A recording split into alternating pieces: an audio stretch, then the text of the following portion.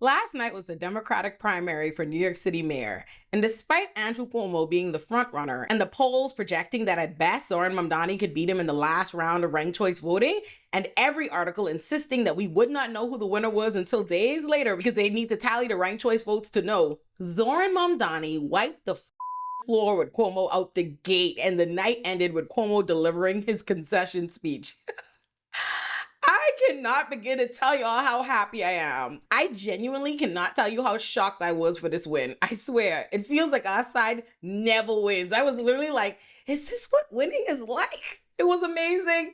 I swear I have PTSD from election after election not going our way. Although, I should note that this election is not over. Andrew Cuomo conceded the primary, but he and Eric Adams will both be running as independents, and you should expect that they are getting ready to run the most racist, xenophobic, inflammatory, and dishonest, divisive campaign against Zohran Mamdani that you have ever seen. And yes, Cuomo got his ass handed to him in this primary, but it would be a mistake to think that that means that he cannot win the general election or that he is not a threat still. Not only has this kind of thing happened before, please go look into India Walton and Byron Brown's Buffalo mayoral race, but Cuomo is likely to get all the votes from the Republicans we forget also live in New York City, and all the moderates, centrists, liberals, and everyone else who refuses to see an actual progressive in the city take power. And I know that folks are hoping that Cuomo and Eric Adams siphon support from one another, but support for Eric Adams is virtually non-existent at this point, and anyone who likes Eric Adams loves Cuomo. So I simply see Cuomo taking Sliwa and Adams' votes. But that is not me being pessimistic or thinking that Zohran can't or won't win. It's just a reminder to us that now is the time to work even harder to make sure that we actually get him across the finish line. That being said, these results are a big deal for so many reasons. And I've brought some amazing people from the Working Families Party to talk to today about this win, what it means for Zohran, the city, the Democratic Party, and maybe even the country as a whole. But first, I want to say something for the immigrants like myself and all the progressives and leftists and everyday people in New Yorkers who will be gaslit about the results of this election from the mainstream media, Republicans, establishment Democrats, and anyone else who doesn't want to see a progressive win shit. Think about how many times we were beat over the head with how Donald Trump was the reaction to Barack Obama. I can drown you in the amount of articles and commentators who asserted that New York City electing Eric Adams was a response to defund the police and the Black Lives Matter protests, that it was New Yorkers telling us that they don't support that they support policing, that they want the liberal status quo, more policing and all of that. And I am not saying that those people were wrong to say that. What I am saying is hold them to their own reasoning. Make them acknowledge what it means that a city that just endured Eric Adams, NYPD's bottom bitch, a man who swore that his true enemy was the Democratic Socialists of America, who sold out immigrants and every New Yorker that could not make him richer in favor of corruption, bribes, reintroducing stop and frisk, militarizing the police, criminalizing the homeless, stoking a war against immigrants, and working with ICE and Donald Trump to do it. Hold them to what it means that a city that just endured that responded by electing an Indian Muslim immigrant from Africa, socialist who we don't know from Adam, and who ran on a platform of making the city affordable, restoring trust, protecting immigrants, and supporting New Yorkers. New York City is a city of immigrants. Most people in New York City have at least one immigrant living in our households. That's me and mine. It means something that that's who we chose to elect, and don't let them diminish that. That's my 2 cents. Now it's time to talk to my guests. Hey everybody, welcome to O Squared. Hello. Hello. How are y'all feeling about the results of the primary? Excited and awe. I can't believe it. I never imagined we would have a night as good as last night. I knew we were going to get close. I believe that a win was possible, but like round one in our favor, I couldn't have imagined that. I felt like the ancestors were like, y'all didn't get the Knicks win, so we're going to give New York something they can celebrate. You know what I mean? Like, I really do. Something poetic about that happening very close to one another. Honestly. So, you know, ancestors were like, let's sprinkle some good victories over the state of New York. We needed that win so bad, but the way in which, like, I knew it was possible. Like I said, I was hoping for the best, prepared for the worst, because I'm used to us taking L's, just L after L after L, big L's. Like I legitimately have PTSD because I sort of got like, he started winning and I was like, is this what? Is this what? I was like, is this what winning feels like? Yeah. Like I couldn't believe it. Like, I could not believe it. Even like the best of the polls projected, like, oh, even first of all, I didn't give a what the polls were saying because the polls told me Hillary was going, the polls told me Kamala was going, the polls told me lots of lies. Okay, just I should sue the polls for intentional negligent infliction of emotional distress. So I wasn't listening to them, but the polls were at best saying, oh, maybe he could pull out like a win in the later rounds, like it was gonna be some. When that man started winning in the first round, I said, I did in no way did I believe that I did that was gonna happen. It's so incredible when I tell you it's the win me. The joy. I would have paid good money. I honestly would give every dollar in my savings to have gotten like inside footage of inside. Like I wanted to see Richie Torres throwing up. I wanted to see Jessica Ramos' face. I wanted to see and hear the slurs Cuomo was calling Zohran behind. I know. Did you see that New York One reporter who was No, like, I didn't see that. What it was? hilarious. She was like, this is for the donors. Because they were like, Errol Lewis was like, is there any hard work that these folks, have been doing on the campaign? She was like, no. She was in the room. She was in the room. And she was like, these are just for the people who lined his pockets. Straight up on the air. Yes, that's what she said. Hey, mind you, at Zohran's party, everyone's sweaty because they had like been out in the 100-degree weather all day, had changed their shirts a million times, and was like came straight from like poll site and activity and door knocking to the victory party. So hard work pays off because everyone in that campaign worked so hard. No, honestly, he ran. I don't. Incredible doesn't do it justice. Incredible doesn't do it justice because when he first came into the race, in the climate that we are in, for that brown Muslim immigrant man from Africa to run on his socialist platform with no name recognition, I need us to understand how crazy it is that he not only became like the progressive front runner, but he won his crazy. Like it would have been incredible if he lost. It was still gonna be an incredible, noteworthy campaign. I need us to understand that. Yes. But he won in the first round. Round one, yes. When Cuomo conceded, I want you to know my jaw was stuck. Like me too. Literally like shrieking throughout my whole soul, just like I don't know what this is like. I said, I was like, this is winning? Oh my God, this is so nice. I was with you. I was in disbelief. The reporter was talking to me. She was like, the numbers and Zohran's up. I was like, we're cautiously optimistic. I know. Really? I was too afraid to say yes. And then Cuomo was on the screen, but we didn't have sound in the room. And so I was like, what is Cuomo saying? Can someone text me Cuomo?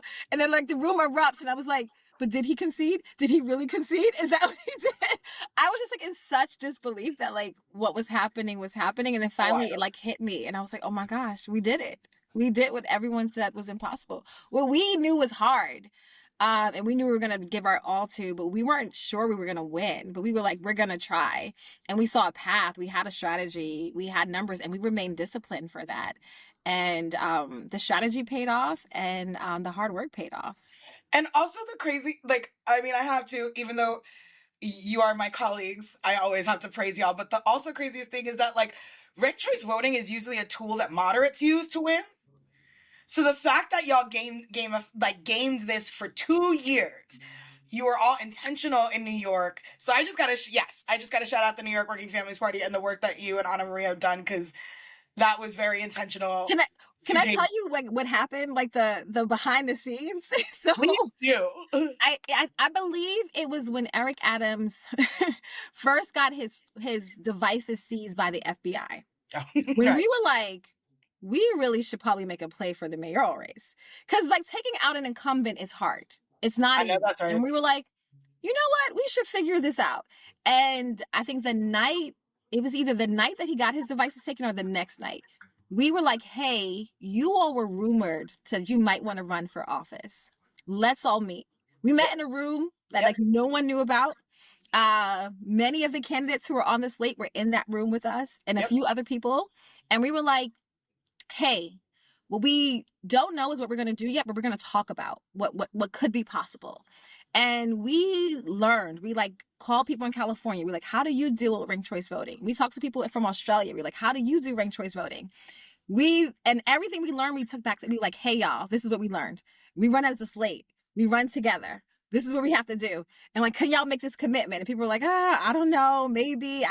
Like, people couldn't see it. And we were like, here's a video of two people in California running for mayor cross-endorsing each other. And we showed them that video. And so when I saw the Brad Lander, Zohran Mamdani cross-endorsement video, I was like, we did it. Like, we got it. And what I love about like what everyone committed to in that room was like, hey, keep our eyes on the prize. We were like, the last time, the only reason why Eric Adams won is because our side was divided. Our side fell apart. We were so busy fighting each other and ourselves that we couldn't stop. We didn't understand it. We were picking one person, championing them, and tearing everybody else down, and not paying any. Eric Adams got no opposition. Like, there was no resistance to Eric Adams because the mainstream media was focusing on people like Andrew Yang, and the independent media was focusing on Diane Morales and Maya Wiley. And so we said, we can't do that. We was like, how do we stay together? So we said from the beginning, we're like, all right, keep all of your attacks focused on the main thing. Attack Eric Adams. We're all running against him. And then as things shifted, we're like, okay, Eric Adams and Andrew Cuomo. And then we're like, okay, just Andrew Cuomo. But like, the slate remained pretty consistent to that. They were just like, okay, we're attacking the candidate of the billionaires. And like, we were like, anyone in this slate would make a good mayor. Like, we believe that they would champion working people and working families. And we knew that, like, hey, if someone from our side wins, New York City will be in a better place. And we were like, and it's hard to say this to politicians because, like, running for a public office is a one-man sport. Yep. And you don't really say, I'm going to run for office of a major city and not have no ego. You got to have some ego in there. So for people to, like, really put ego aside and say, I'm doing what's best for my city, and they did that. And folks really, like, ran together and said, we're here to defeat Andrew Cuomo, the candidate of the billionaires. And they worked together this whole time and stayed close to the party, stayed close to the base, and stayed mostly committed to the strategy. Yeah, that's what people weren't getting. Like, when you put out your endorsements and it's like, oh, why this person, why this ranking, why they're there? I'm like, you don't get it. You're picking about that. This person here, number 5, is not going to win. This is about us helping us get, like, focus. I'm like, lock the yes. I'm like, see what we're doing. Crazy. We're like, no, you got to back one horse and one person. Oh my God. Like, I know. I remember when y'all came out, when the Working Families Party put out their slate. I remember there were people bitching. Why did they? That makes no sense. Why did they endorse 5? Why didn't they just one? Like, I'm like, oh my, pay attention. We put a whole memo. We were like, here is our strategy. Like, we made it extremely transparent. We're like, we believe in ranked choice voting. We have a team of rivals. We named what it was. And we said, we're asking them to run together. And we're going to have a slate. And then we're going to rank the slate. And we did exactly what we said we were going to do. And people were like resistant. And then towards the end, they were like, oh shit, your strategy worked. They like, got it. The left didn't implode. And folks stayed together. And here you are. Like, Andrew Cuomo would have loved for us to have been fighting each other. And everyone was like, yes, but it was a friendly, like, oh, we all love each other over here. You. And I think it's also important that there was a lot of education. There was no education done around ranked choice voting last time. Yeah. Like, 0. Nobody knew actually what it really was. Like, people were coming around and be like, oh, this is the pathway to win for people who had no chance because of where they were going. And people literally, and you could tell because folks were saying, well, oh, if you don't rank this person, or if you only rank this person, then, like, the other folks are going to win. And it was like, actually, that's not understanding the Eric Adams victory. He was ranked 3rd and 4th enough times to carry on that victory because they went on the rounds. Yeah. Right. And so the fact that I think there were a lot of organizations as well, and a lot of good community partners too, that were really just doing the, like, here is what the hell ranked choice voting is. Like, there was so much more informational videos. Yeah. There was so much more. And that was, I think, a really big part because, you know, we need to educate folks and make sure they understand the system in which they're using it. We were saying, like, we have to be kind to ourselves. Like, the last time this happened, it was the first time using ranked choice voting. Yes. It was 2021. We were still in the midst of the pandemic. The whole, like, uprisings in the wake of George Floyd happened. The backlash of the uprisings happened. So, like, there was a lot happening in the political ecosystem, and then to have a new voting system come in on top of that. we understand why people weren't quite ready to embrace it or try it out. But we were like, hey, we did some studying here of the numbers. We mapped out a strategy, and this is it. And people were like, oh, I don't like your strategy. And we were like, well, do you have another strategy? And they were like, no. And we were like, well, then be quiet and like watch us work. It's so funny. When I put out I interviewed Brad and Zohran, and I put out that video, and I put out my endorsements, and I remember there were a lot of people talking shit about Brad Ladner on the internet. Let me tell you what I think is funny. First of all, we called out a lot of the anti-Muslim and the xenophobia that I was seeing towards Zoran was a crazy, and the anti-Semitism that I was seeing towards Brad Lander and it was wild, and no one was saying shit about it. And it was funny to me because politically involved, politically attuned in New York City, that is a progressive, knows Brad Lander's track record, knows that Brad Lander has an excellent track record. I'm like, so it was so funny seeing people on the internet. I'm like just operating straight out of anti-Semitism and saying bullshit and just using the fact that they don't know him to project all this negative shit onto him. And but when I ranked him too, they were like, oh, why is Brad? I wouldn't have him on. He seems like a back stooge and Judas, and all these I'm telling you, saying crazy shit. And then like the next day, Zoran and Brad cross endorse each other. Then a couple days later, the ICE thing, and then, oh, you get it now. Now I'm like, now you see. I'm like, pay attention. Maybe we know what we're talking about. We all have it like this for a reason. Like I was like, we have to be practical and sensible this time, because I was somebody who got the last election. Granted, I didn't have even nowhere near as much political influence at the time of the last mayoral races now, but I was someone who was like, oh, I prefer Diane Morales because she wanted to fund the police a little bit more than Maya Wiley or whatever. Instead of like this, there was not that framework of it. No one was talking about it in the sense of the slate, the team, the anything. It was just like, I'm picking this person and I'm shitting on everybody else, and that's what it was. And it was low, and we just were all over the place. And I learned my lesson, and I think it's so important to I guess articulate that New York City learned our lesson. Like we really, I feel like something I really want to hone in on is, if this had happened the reverse, when Eric Adams won, they tried to make an example of New York City, like, see, this is the response. This is New Yorkers saying they don't want to fund the police. They don't agree with the Black Lives Matter protests, XYZ. It was all meant to mean something. I was like, okay, well, if means something, that in this city where the majority of people have at least one immigrant in their household, mixed status households, they push back against this NYPD corrupt cop that sold out our city to ICE and Donald Trump. It says something that we elected Zohran Mamdani, that's who people came out in droves for, and that is a big deal. And I hope that people, to what you were saying, I hope people appreciate what everybody else did, like Adrian Adams, Zellner, Myrie, Michael Blake, all of them. I actually text Zellner today, like, yo, you did something so amazing. Like, you were part of bringing about a historic result. Like, that was so wonderful to see them realize, like, truly believe, like I talked to Brad and them, truly believe it's just better for the city to not have a up mayor. Like, it is just do what we need to do to stay in here. So we have this slate, like seeing their little videos locking arms. They say, oh, y'all go ahead, be cute. Y'all go ahead and just do it. I loved it. And seeing them all willing to champion around.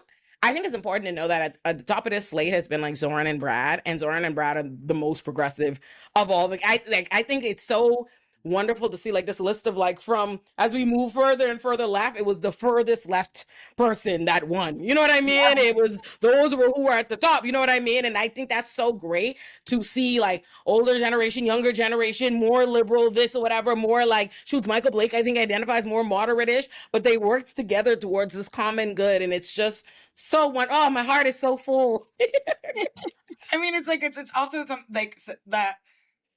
It's teaching also a lot of folks about strategy, because you cannot go, I think a lot of times, in movement, because we've been romanticizing so much street action, or romanticizing or making a celebrity out of one candidate or one elected official. We've lost the strategy takes a lot of lanes. It takes off a full encompassing, it takes I remember the spectrum of allies. I don't know if anybody does, but I got to get my people who are not on my side, or in the middle, to just at least not be against me, right? Yep. And I think that's what was beautiful about seeing y'all working, and both seeing it from not living there anymore, but used to being there. And it was very clear that there was a strategy behind it, which is why all of the people who tried to poo-poo on that strategy online were quickly shut up, because there was nothing to say about it. I mean, that, and then the discipline throughout the strategy. And people tried to get us, they were like, oh, Adrian Adams said this. And I'm like, Yep. Listen, we're not going down a rabbit hole. We're not going to implode now. Really We trying. are committed. And I was like, at the end of the day, every time we spoke to Adrienne, she was so gracious. She was grateful to be a part of the slate. She was still in it with us, and she was still committed to defeating Andrew Cuomo. And we're like, okay, we still align on these basic things. Then we're still rolling together. Correct. And Yeah. so it was just like, yeah, we had hiccups along the way, but the idea that like people are not disposable. I think our movement has to learn that. Like you can't just be like, oh, one thing gets someone written out, and then that's it. I was like, no. Our commitment is this. Our commitment is the strategy that keeps our side united. Correct. Yeah. And when someone slips, we might have a conversation, we will talk, but we're going to get back in line and keep going towards our goal. And we couldn't afford to leave behind any portion of our slate. It wouldn't have gotten us to victory. Even though Zohran won in round one, everyone else was a validator to him. For the people who were scared, who thought like I shouldn't give this young 33-year-old socialist a chance, they felt like, oh well, WFP said yes. Yeah. Brad Lander said yes. You know, Adrienne's saying rank the slate. Like Blake is saying yes. And so like all of those validations really made last night's win possible. Yeah. And so we can't treat parts of our coalition as disposable. It takes all of us to win. It takes the furthest left as well as the working people in the middle. And then we got to like sometimes drag our friends who are more mainstream to like stick with us. But it takes that big tent umbrella, and like voters aren't disposable. People aren't disposable. And our movement, we have to be committed to the whole and be committed to like keep moving together as much as possible. And it's hard. Working in coalition is not easy. It is hard because people do disagree and they don't always have 100% agreement. But if we agree on the basics and we have some core principles that we're holding on to, then we can work together. And on the right, we see it all the time. Like the Trump MAGA coalition is a combination of people who are like anti-Black, anti-trans, anti-women's rights, and they all have a lane, but they all work together. And that's how they have a mass power in this moment. And our side cannot continue to be divided. We have to stay united on key principles of humanity and people's what people need and deserve, and work together in order to win. That's right. I think what's so beautiful about being very involved in your local political scene is that you have a better idea of it to be able to differentiate it from the internet, and as opposed to like the federal election, because I was seeing a lot of that, as you can see, based on the turnout and the support for Zohran as the result. New Yorkers on the ground got it. Everybody got it. We understood that. We know the level of like, it's not going to be everything. Everybody does not need to be, they do not all need to be 1000% aligned with like our views. We have a larger, agenda. But if I judge by the internet, which I didn't in this election because I know the real world in New York City politics, I know what is actually happening on the ground. If I had judged it by like the internet response was like, every time you say something, you give the slate, and there are all these people coming to like try and like nitpick individual people. I'm like, oh my God, you don't get it. You know what I mean? But it didn't feel, frustrating, because I know I could divorce this. Oh, you don't know New York City politics. There's no way you're a New Yorker that's here that has this kind of understanding. And I think that's what's lost. And I realize that's why so much of our internet discourse and stuff like that gets so bad in like national things. It's because we don't have the ability to differentiate, you know what I mean? It's just like, oh, everybody, like, what's real? What's this? What's just, you know what I mean? How the internet goes about creating, dissent and hostility. But you could tell New York is in real life got it. And it was something, I had a conversation, like Zellner Myrie is my senator. I love Zellner. I had this conversation with Zellner at the beginning, like must be a year ago, like, I don't expect you to share all of my views. You know what I mean? I know that. And I know it does not benefit anybody for me to be like, let me go kick his back in on social media right now based on whatever little, little difference, because that's not the point. Like the ultimate purpose in this agenda is we want Eric Adams the out. And I remember that had been pretty much I tried to be intentional about what I thought my role is. Like, what should I do on my platforms? And I had pretty much told Brad, everybody, I'm going to continue shitting on Eric Adams for everybody. Like a year. I'm like, my role on Eric Adams all year. A little role. Thank you. Thank you for your service. I was shit on Eric Adams, and then I was shit on Cuomo. That's what I was like. I spent a lot of time doing that, and I'm gonna make me some sensible. I process from people don't watch. You'll be surprised if you go look. Zellner did such an amazing, I mean, not Zellner, Zoran did such an amazing job getting on everybody's platform, just being everywhere. That man worked, he was everywhere and twice. You know what I mean? Everywhere. And some other people like were at some of these same places, but you wouldn't know because interview content performs the worst, like on social media, especially with politicians. That's something like people don't realize. You have to like be creating content for a while and different kind of content before you even realize people don't watch it. They will like, if you posted on your social media that you interview with a person, they would click like on that. They think that's cool, like in theory, that you were talking to this politician, but they don't go watch the interview with the politician. And so I had to realize, like, okay, it's best to weave these interviews, what they're saying, into like my take that people are coming to hear, so it'll make more sense. I was like, we got a video essay. Let's tear Eric Adams apart for the next year and some change. Let's do that. Like, it honestly makes me so happy because I remember maybe 2.5 years ago, 3 years ago now, I was at something with all my like fellow like lefty progressive organizers, people in the space, whatever, in New York. And I'm like, what can we do about Eric Adams? Like, what the like, we can't let him be a 2-term mayor. And they basically were like, it's a foregone conclusion. I remember that like someone would have had to jump in way before now, start earning money. They were like, they like damn near laughed at me, like, oh, this child, like, oh, silly girl, like, that's not even an option. We don't have, he's gonna win. And it's so beautiful to like see the tide turns on public perception, like, oh, like what became of his popularity and how he was pulling, how the city felt about him. I was like, oh, I felt so good that I never stopped hating him. I'm like, oh, I'm glad I made this a personal mission. Like, it's important. I mean, I think that what was really, look, as somebody who also does like cultural organizing and all that stuff, and like thinking about how we organize the internet, I have to say that a lot of I think Zohran's campaign did an amazing job tapping into and allowing bases of people to kind of like Latinos for Zohran, hot girls for Zohran. There were so many different things and different things. And if there was something I didn't like, I didn't follow that one, right? I had another, like, there were so many entry pathways, I think, for Zohran, right? In terms of like, I mean, he was everywhere. He was at like the Cumboys, the this, the that. Like, I mean, every internet, Gaydar, like every internet kind of platform show that I watched for fun, I saw him, on that stuff, and that was really important. And I thought that it was really well utilized because a lot of folks only think going to political content creators is the only way that we're going to actually get that. And this campaign has showed that we can have folks have real principles, real values, and go on something that's real silly. Yeah. And that is like really, you know what I mean? That's real silly. That's really pedantic or whatever it is, right? Like that's accessible because that's the shit that people are watching. And I think that that's a thing, everybody's like, it's been interesting for this juxtaposition to come around with the whole, like, where's the Joe Rogan of the left? And I'm like, well, here we see somebody utilizing just regular content creators out there and doing it in a way that he got the New York accounts. Nobody gets your NYC to post. They actually got the ones that my family watches, and that's when it was something that it was a different reach of people. Yeah, which is I think is really important, and I think a lot of them also tried. Like Zellner was trying, the Brad videos on the cyclone. I was like, it just caught me because I was like, no, he's not. Pulling out paper on the cyclone. I love Brad. He's such a sweetheart. I love Brad. I'm terrified of that coaster. I feel like you should only go on it once, and I don't know how many takes that they did for that.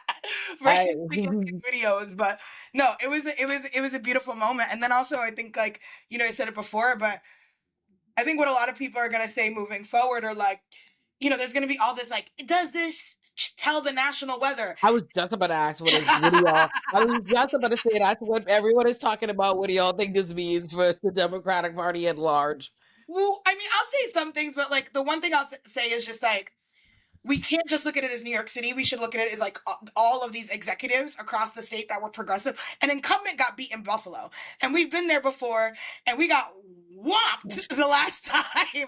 So like having a Buffalo, like us having also that retribution in Buffalo, having Albany, having Syracuse. I think this is the first time that Syracuse has had a black woman mayor or something, right? Like see, I still know it's been a long time since I worked at the New York party, but I still got my Rolodex.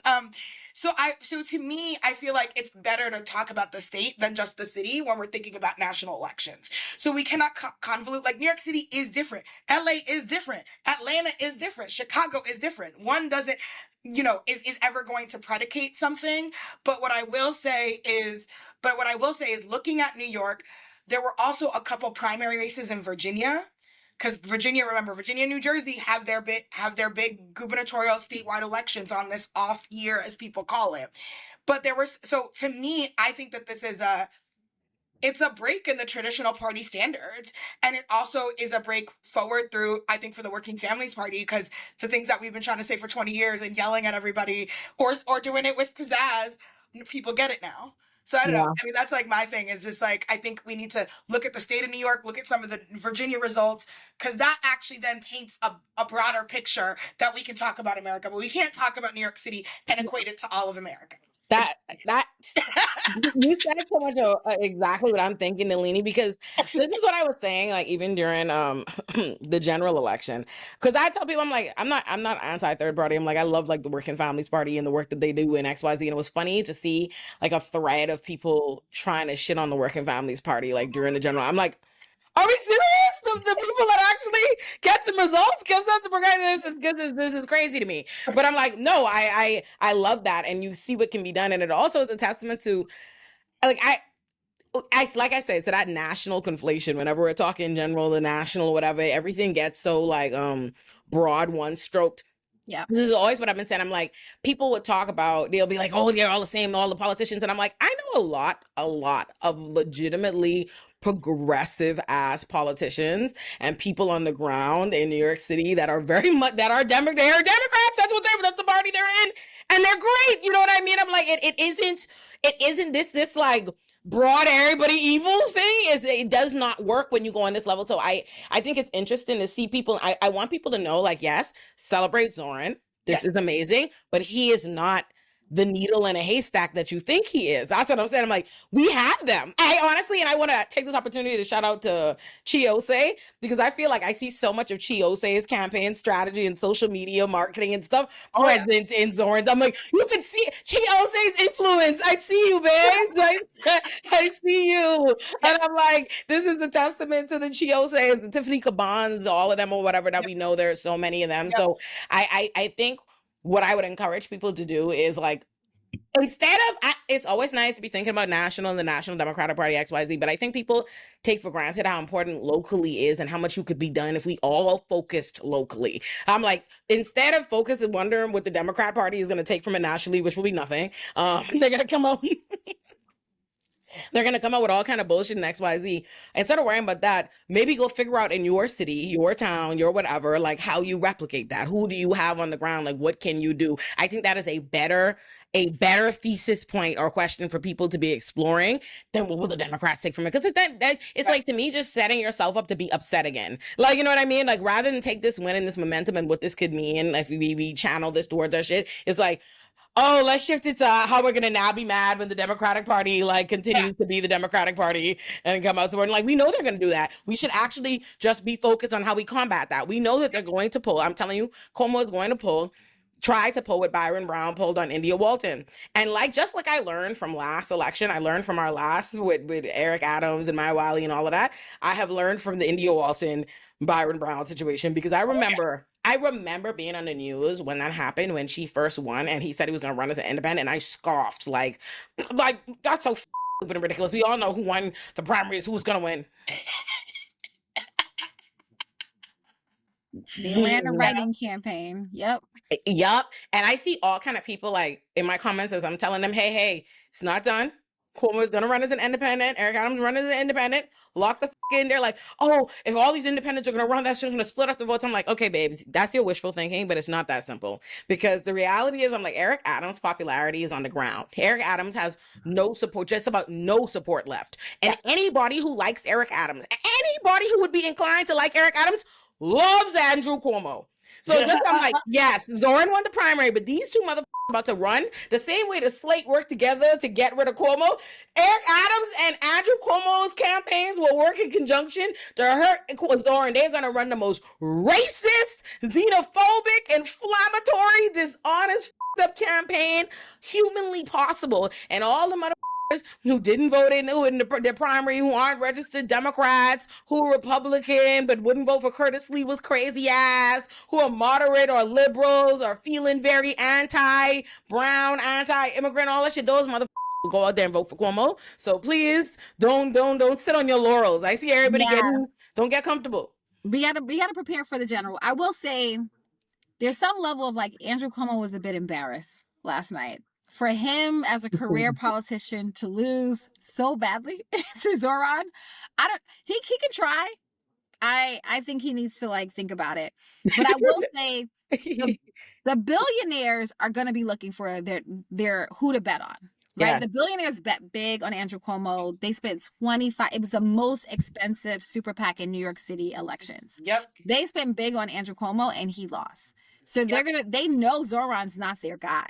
So are they going to try to resurrect Eric Adams? Are they going to try something else? Like, we don't know, but I don't expect the billionaires to go down without a fight.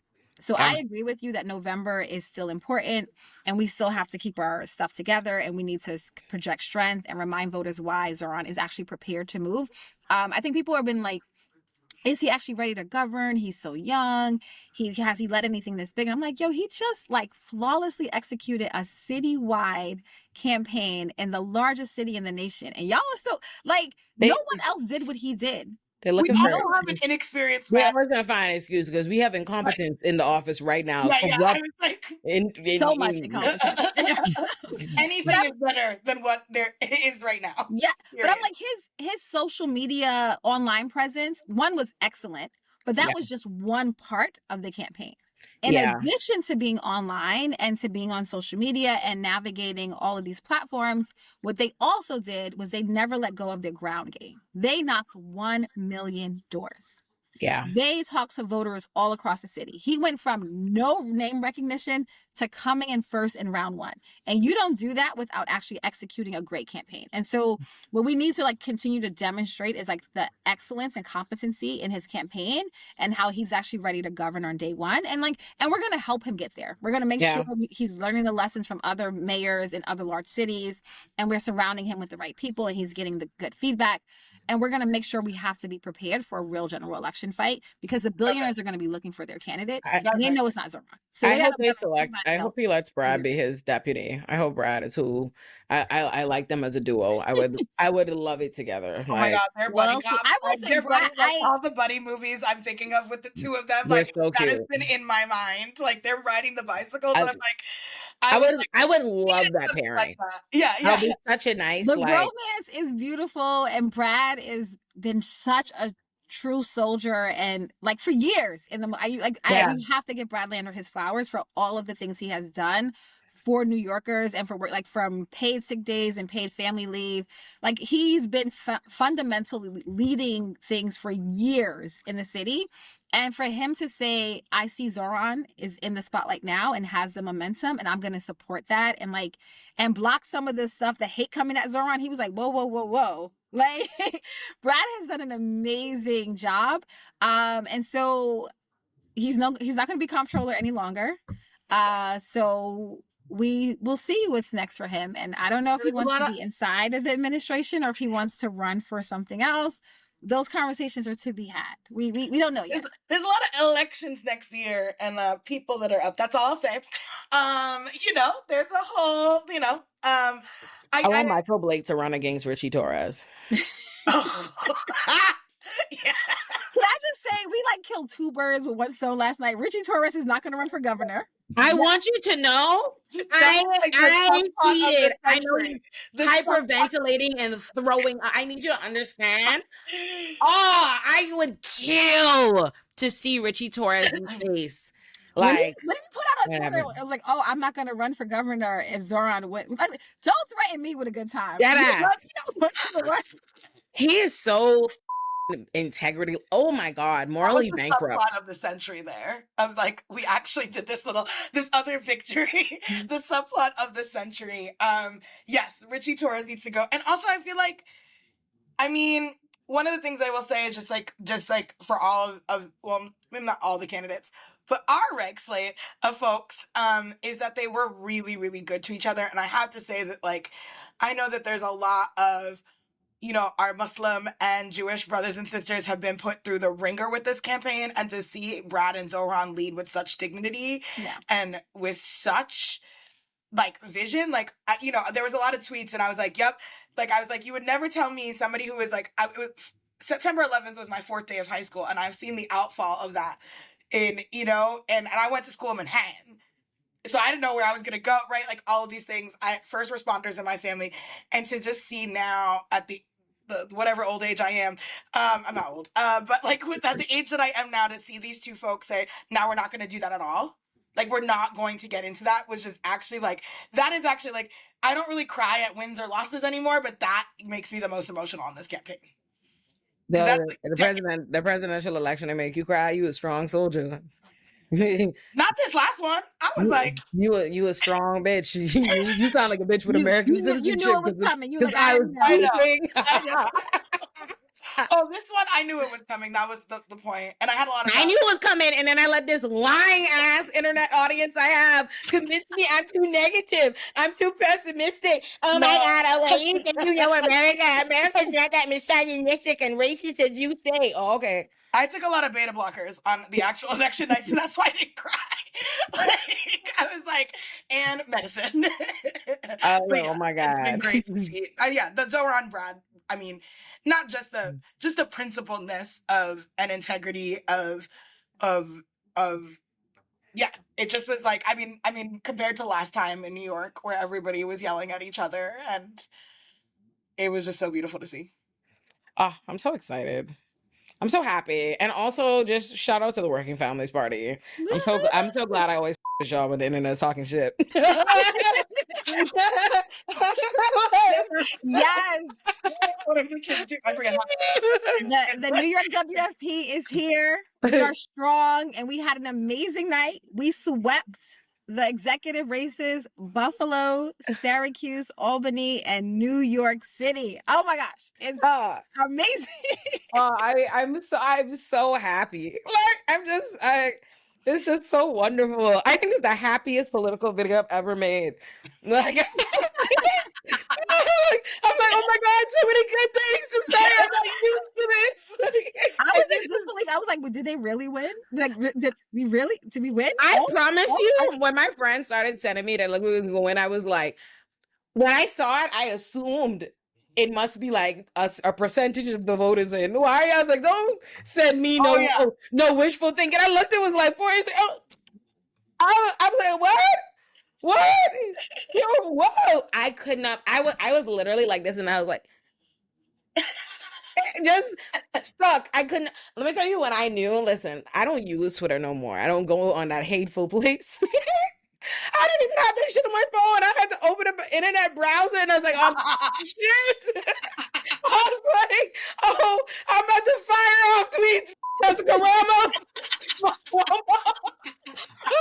was like, fuck Richie Torres. Everything. We did it. Yes. And also I would say, like, I mean, for people who, like, especially for folks who do not remember, but this is also like, you know, I mean, look, stuff is political, but this was also personal in the sense of this is a man who tried to destroy my entirety of my first. I've been at WFP for 18 years this year. Oh my goodness. Oh, geez. I know. And I remember every day of the Cuomo reign, and this was completely personal. It was also personal, and it was because he tried to destroy us multiple times. So to see this kind of like, this is a level of nail and coffin in the terms of like, he's Cuomo. He's an egotistical maniac. His family is, you know, a family name. He will be around somewhere. Remember, these folks don't usually get canceled, but he's going to be sad because he didn't win this one, and that will make me he'll be sad, probably angry and vindictive, and we don't put anything. Yeah, I noted. Yes. He said, very vindictive. This is Zoran's night. He won. Yes. Tonight. He did not. Let me be clear what I'm conceding. I know, that's what I said. He won tonight. Okay, he said tonight is not our night. Yep. He didn't say Friday and all fights. This was for him. He gonna be, congratulations, you're gonna be a good man. He That's said right. tonight. Okay, that motherfucker said, but And they tomorrow, use the word we live. specifically. So let's be clear. They use specific words on purpose. Listen, I heard that. I said, heard you. You say last Cuomo. I already knew. I already knew what type of time you were on. Yo, that man is vindictive. Like Nalini said, he tried to kill the New York party over and over again. So first he created the EP, the Women's Equality. Andrew Cuomo created the Women's Equality Party to confuse voters with the WFP. Wow. And put it on the ballot.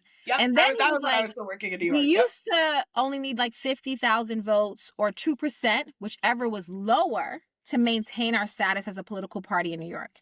He was like, no, you need 120,000 votes or 2%, whichever is higher. So when he did that, he killed the Green Party in New York. He actually killed his own party. He killed the Women's Equality Party. And the old Liberal Party. People forget that he also made a party back in the day called the Liberal Party. Yes, the New Liberal York, Party died. That also was fighting against, that he was trying to destroy when he first became Attorney General. Like he was trying to be like, oh, if I got to take out the Liberal Party, literally told my old bosses this, I'll take out the WFP too. So yes. And then he told unions, because the party was always a group of labor and community groups working together. And he told labor, he was like, if you stay at the WFP, you will lose my number. And while he was still governor. So a bunch of unions left the party. And that meant resources, that meant part of our strength was gone. And the party had to like rebuild after that. And so what I used to say was like, at the end of the day, Cuomo tried to kill us. The WFP is still here and he's not in office. Like, hey, I want to keep it that way as much as possible. Honestly, this is so amazing. How can people, I think the last thing I should have y'all do, if people want to be involved with the Working Families Party, how do they get involved? Get involved. So one, we have chapters all over the state. We have one in every borough. We have our people. Hit up. You can follow us on all the socials, NYWFP. I'm going to be clear, y'all. If you go to Working Families Party, you will be hooked up to National. They're cool. They do great stuff. Nalini's awesome. But like y'all said, local is everything. Yes. Connect to the New York Working Families Party. So you can actually like be involved. Like we endorsed like 300 plus candidates all across New York State this year. Mm-hmm. They all had to come in for interviews. They have to sit down and have to be accountable. They have to talk to our people. They determine our strategy. They get to vote on our process. It like people like they talk to me and Anna Maria like we run everything. And I'm like, Anna Maria and I are the stewards of this. And we are moving it, but like we have a people to be responsive to. We have a real democratic process that we have to move through everything. So please like sign up, follow us on social, go to the website, become a dues paying member. That makes that gives you access to all of our, like, you know, you can be a voting member in our process. You get to be in our meetings. When we did our vote to rank the slate, we were like, no phones. We took everyone's phones away. We were in the room. I know this because I was trying to get in touch with everybody and nobody had their phones because I'm not in the New York process anymore. It was like Friday at 8 p.m. and we're like, we're going to do this together, but no one's going to leak this. So if you want to be involved in a real political process, a real political party that's not out here to be spoilers, not out here to make statements, our goal is to win governing power. Yeah. That's what we want to do. We want to win governing power on behalf of our people. And last night we took some major steps to get there. We always say, like, we don't just want a seat at the table. We want our people to be the ones running the table. Yes. Right? Like, that's what it means to have governing power on behalf of working. If you're down for that political project, the Working Families Party should be your political home. Oh. And you don't have to change your voter registration. Yes. You can still be a Democratic Party person and be a dues-paying member of the Working Families Party. And if you're like, I don't live in New York, well, guess what? We are also have chapters across the country, from Pennsylvania to Michigan to California. And so that you can go to the national website and check out how to get involved, but always text WFP to 30403 because that'll give you, once you put your zip code in, you will be connected to the party that is of the people. And that Join the can real be- party. This is where it's at. Right. Stop what you're doing and listen up. You just watched a video on one of my channels, but the Illuminati verse is huge, and I want to tell you what everything is and how to find it. The Illuminati verse has 6 channels. On the YouTube homepage of any one of those channels, every single channel in the Illuminati verse is featured at the bottom of the page, so you can always easily find them. Okay? Remember I said that. Don't say I ain't tell you how to find it. Subscribe to my main channel, Illuminati, to find my Illuminati productions, which are my long-form video essays and also all of my backlog of content. Subscribe to my second love child, Illuminati Pop, for my weekly video essays analyzing my favorite TV and movie shows and characters. Illuminati Pop also has its own Patreon where you get all of those videos uncensored. Subscribe to my channel, Olay and Friends, for my podcast, Olay and Friends. New episodes of Olay and Friends come out every Sunday at 1 p.m. Eastern. Subscribe to Olay and Chill for new episodes of my podcast, Olay and Chill, every Tuesday at 1 p.m. Eastern. And also, both Olay and Friends and Olay and Chill are both available on streaming platforms like Spotify. Subscribe to Illuminati Bites if you want my takes, but you don't have an hour to spend. Subscribe to Illuminati Politics for my political analysis and my State of the Union type addresses on my show O Squared. And last but not least, subscribe to my Substack Illuminati for my written work.